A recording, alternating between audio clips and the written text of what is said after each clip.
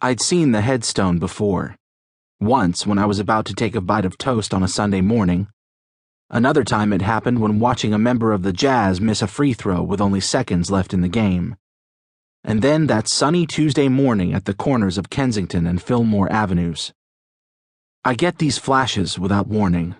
Insight, some might call it. It's damned aggravating if you ask me. It's been more than 2 years since the mugging that nearly killed me, fractured my skull and broke my arm. But I'd pretty much recovered, except for the flashes and the stuff that came with them. Precognition, some call it. I call it a pain in the ass. That day I was sitting on my, new-to-me, Schwinn Prelude racing bike. It was a recent purchase, and I was riding alongside my coworker Dave Morris from the whole 9 yards. Back in my high school days, I rode a used 10-speed I'd bought for $20 from a schoolmate.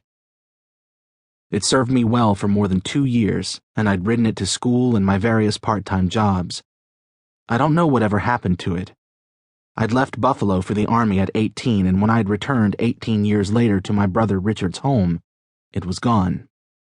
Dave was into bicycle racing big time and had tried to get me hooked on the sport ever since I'd come to work at the bar. I'd finally caved just 3 weeks before.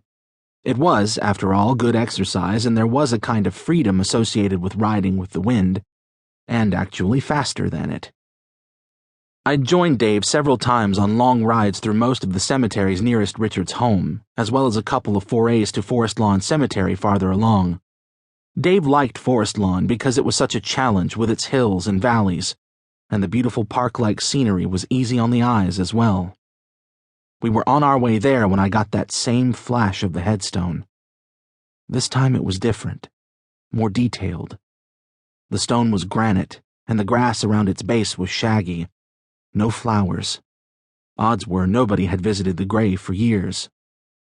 "Lights changed!" Dave called as I lagged behind. I had to scramble to get going and catch up with him. We moved to the side of the road and rode single file. The rides in the cemeteries were peaceful, although getting there could be nerve-wracking. Dave usually rode to Richard's house, where I lived in the apartment above his 3-car garage, and we'd set off to a predetermined destination. That morning, Forest Lawn was again our target. I preferred to take the back route, especially since this cemetery was farther out and we had to contend with commuter traffic. Bicycles have to obey the same laws as motorized vehicles, and Dave and I drew abreast at the next light. We still had a couple of miles to go before we arrived at the cemetery, which was sure to have little to no traffic, just what I liked. I adjusted the strap on my helmet while we waited for the light to change, pulled it a little tighter, then gripped the bike's handholds, getting ready to take off again.